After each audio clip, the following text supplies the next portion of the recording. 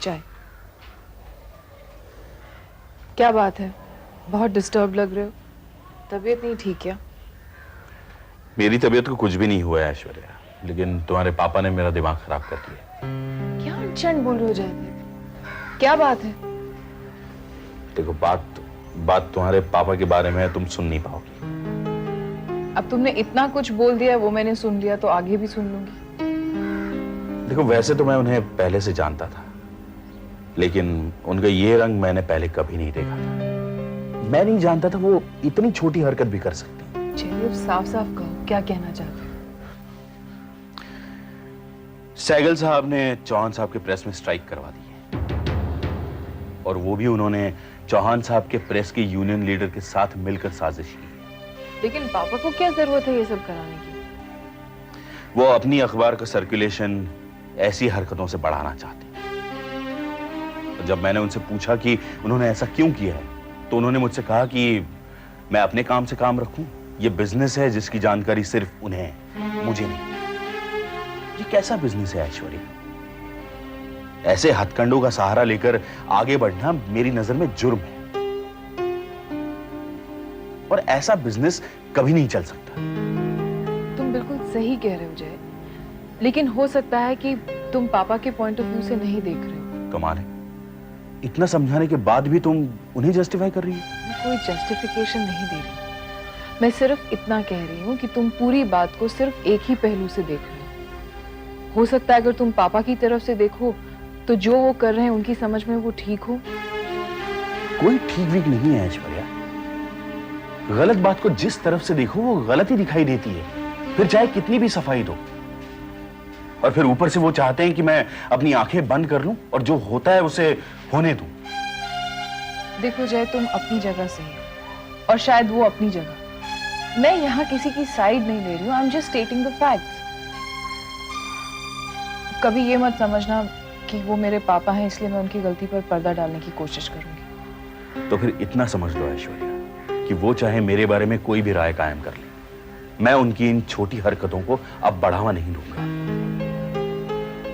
मैं रिश्तों के लिए अपने उसूलों का सौदा नहीं करूंगा। मैं सिर्फ इतना कहूंगी जय कि तुम्हें जो अच्छा लगता है, तुम्हें जो ठीक लगता है, तुम वही करो। मैं नहीं चाहती कि मेरी वजह से तुम अपनी नजरों में गिर जाओ। मुझे भी अच्छा लगता है कि तुम किसी रिश्ते नाते की खातिर अपने उसूलों को नहीं छोड़ते।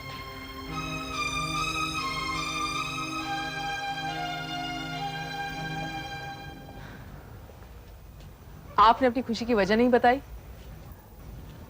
कनक जी, खुशी की वजह तो बस ऐसी है, दरअसल हमारी खुशी अभी आधी है, पूरी जब होगी अगर आप पूरा सहयोग देंगी।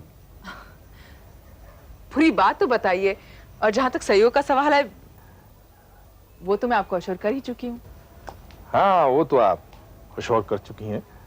आप हमारे साथ हमारे गांव तो गई थी, तो आपने खुद ही देखा कि वहां के लोगों को कितनी समस्याएं हैं, कितनी डेवलपमेंट की जरूरत है। जी। तो हम सोच रहे हैं कि एक ट्रस्ट खोलें जिसके फंड्स गांव की डेवलपमेंट के लिए इस्तेमाल किए जाएं। ये तो बहुत अच्छा आइडिया है। I am glad you like it. एक जरा सी प्रॉब्लम है, हम चाहते हैं कि उस ट्रस्ट को ऐसा आदमी चलाए, ऐसा व्यक्ति चलाए जो बहुत ही सिंसियर और हार्ड वर्किंग हो, और हमारी नजर में ऐसा व्यक्ति सिर्फ आप हैं। बहुत तारीफ किया आपने सहगल साहब, मैं इस लायक नहीं हूँ। अरे कैसी बातें कर रही हैं कनक जी, वो कहते हैं ना कि हीरे को अपनी कीमत का खुद अंदाजा नहीं होता, उसको परखने के लिए एक जौहरी चाहिए, और खुशकिस्मती से इस हीरे को परखने के लिए हम जैसे जौहरी को मौका मिला। I'm really flattered. मुझे करना क्या होगा? करना क्या होगा? भाई पूरे ट्रस्ट को आपको संभालना होगा। पूरी रिस्पॉन्सिबिलिटी? नहीं सहगल साहब, ये मैं नहीं कर पाऊंगी, अकेली मैं नहीं संभाल पाऊंगी ये सब। अरे आप अकेली थोड़ी होंगी कनक जी, प्रॉपर ऑफिस होगा, स्टाफ होगा उसमें। हमने कच्चा काम थोड़ी किया है, पूरा प्लानिंग से सब कुछ जमाया है भाई। देखिए अब आप ना कहिएगा।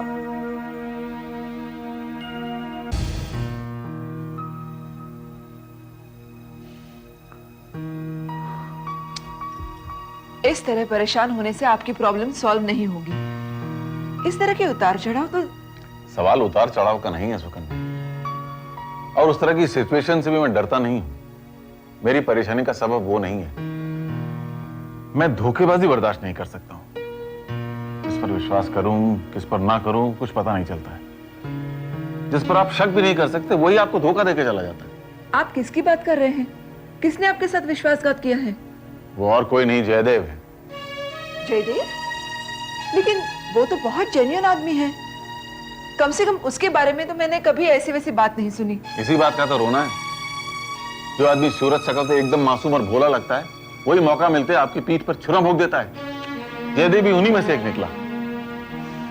हर तरफ लोग चेहरे पे नकाब लगाए फिरते हैं। लेकिन आपको ये पता कैसे चला? हड़ताल के आसार दिखते मुझे साजिश की बू आ गई थी। फिर मैं समझ गया कि इस सब के पीछे कौन है।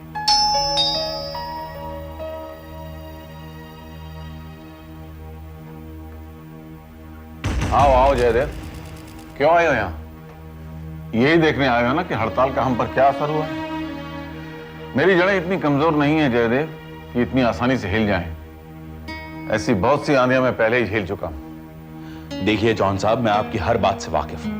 मैं जानता हूं कि आपका नुकसान हो रहा है, लेकिन यह मत सोचिए कि मैं इसके लिए जिम्मेदार हूं। मैं आपकी आंखों से शक का पर्दा हटाने आया हूं। इसके लिए मैं नहीं, कोई और जिम्मेदार है। किसी और का नाम लेकर अपने आप को बेदाग साबित करना चाहते हो? सच को साबित करने की जरूरत नहीं होती जॉन साहब, वो खुद ब खुद सामने आ जाता है। जयदेव, इस बारे में मैं और कुछ नहीं सुनना चाहता। देखिए, इस बारे में ना जानकर आप अपना बहुत बड़ा नुकसान कर रहे हैं। नुकसान? जी हां, क्योंकि इसके लिए जिम्मेदार कोई और नहीं, आपके खास दोस्त हैं। लेकिन अफसोस कि आप उनका नाम तक नहीं जानना चाहते।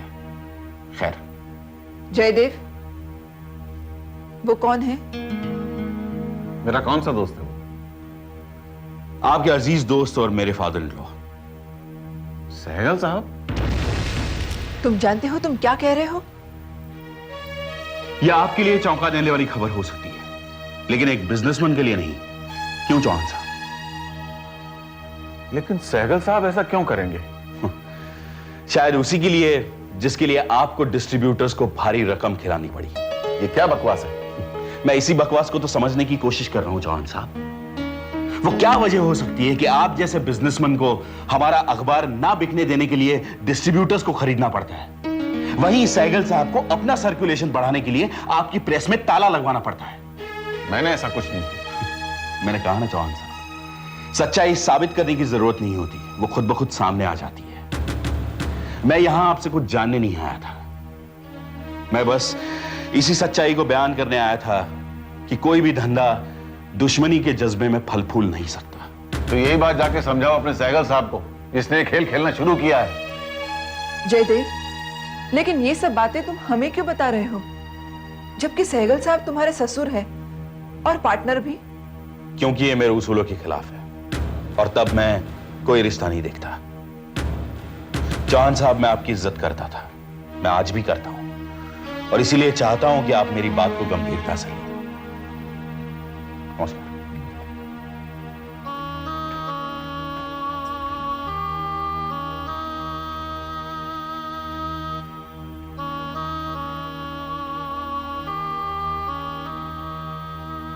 हम लोग क्या सोच रहे थे, पर जयदेव कुछ और ही निकला। उम्मीद है जो ये बोल कर गया है वो बात अपने में ही सच हो।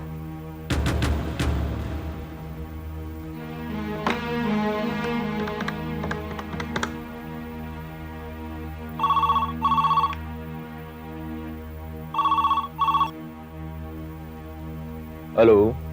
खान? हाँ सर, बोल रहा हूँ। कल सुबह जल्दी ऑफिस पहुंचो, जरूरी बात करनी है। आपका हुक्म सर। आंखों पे सर, मैं कल हाजिर होता हूँ।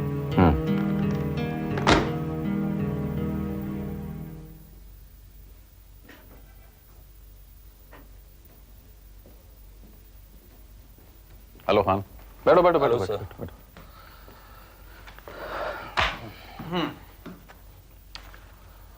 आपने बुलाया था? हाँ भाई, तुम लोगों ने जो हड़ताल की हुई है ना, मुझे उसकी असली वजह का पता चल गया। असली वजह?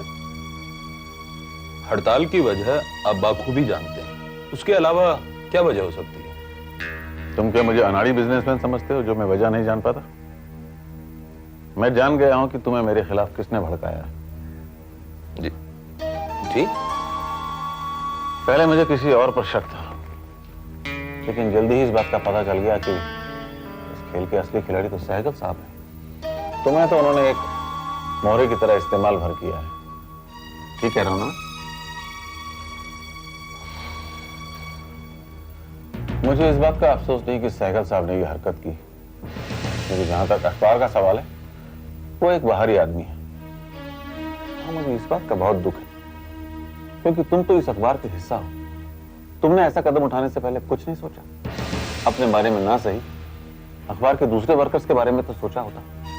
इस अखबार से, इस स्ट्राइक से किसका क्या फायदा हुआ? कुछ नहीं। हाँ, अखबार की तरक्की में थोड़ी रुकावट जरूर आ गई। देखिए सर, आप क्या कह रहे हैं मेरी समझ में कुछ नहीं आ रहा। हाँ, अगर हड़ताल के मुतल्लिक कुछ बात करना चाहते हैं तो बताइए आप। तुम खुलकर सामने नहीं आना चाहते हो तो ना सही, लेकिन तुम्हें यह बताना बहुत जरूरी हो गया था कि सहगल साहब का खेल पूरी तरह से खत्म हो चुका है। आप मुझे ये बताएं कि हड़ताल के बारे में आपने क्या फैसला किया? यह फैसला भी तुम्हें ही करना है। मेरा क्या है, यह बिजनेस बंद हो जाएगा, मैं दूसरा बिजनेस शुरू कर सकता हूं, लेकिन तुम लोगों का क्या होगा, इसका फैसला तुम्हें ही करना होगा। हाँ, एक बात जरूर है, अगर तुम ये समझते हो कि मजदूरों को असली बात का पता नहीं चलेगा तो ये तुम्हारी बड़ी भूल होगी, क्योंकि जिस तरह मैं जान गया हूं उस तरह वो भी जान जाएंगे, ये बात तो पक्की है।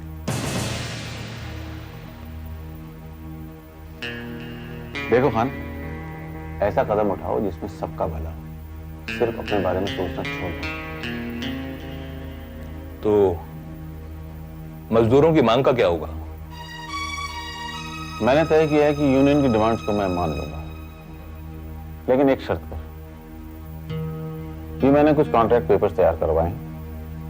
इनमें लिखा है कि मैनेजमेंट यूनियन की सारी डिमांड्स को मान लेता है, लेकिन उसके बाद 3 साल तक यूनियन वेज रिवीजन के बारे में कोई बात नहीं करेगा। अलावा इसके स्ट्राइक तो मुझे बिल्कुल भी नहीं चलेगी अपने एस्टेब्लिशमेंट में।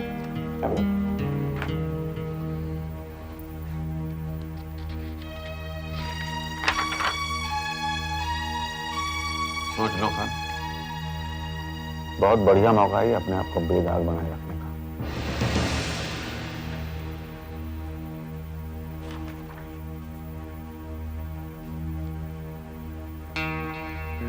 ठीक है सर, मुझे मंजूर है।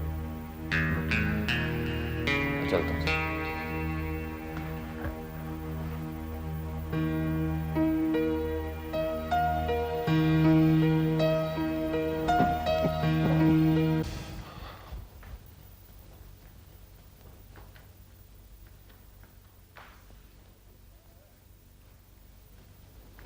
बाजी, वो खान आया है? भेजो। आइए जनाब, आइए।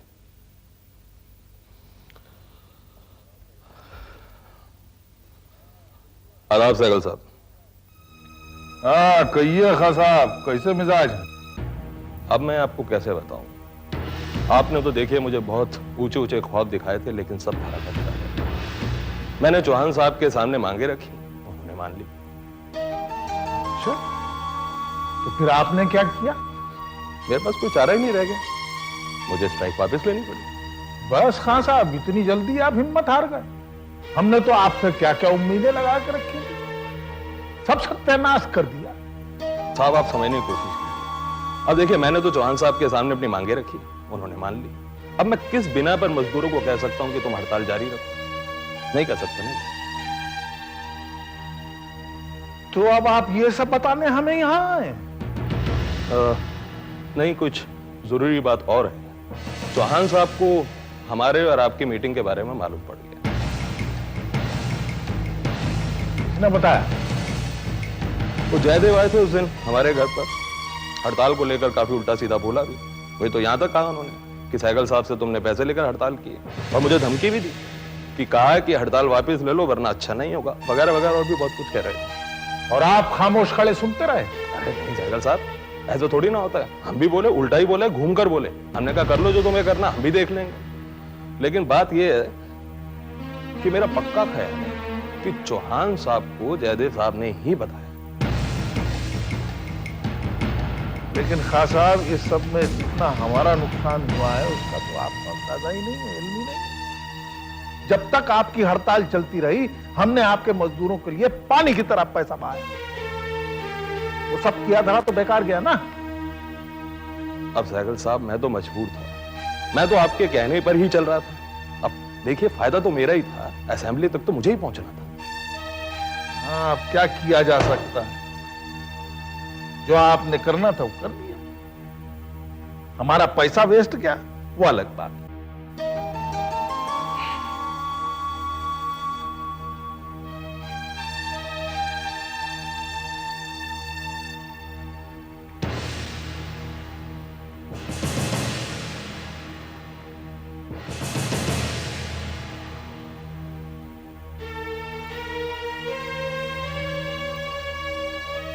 बहुत गड़बड़ हो गई राजू भैया, बहुत बड़ी गड़बड़ हो गई।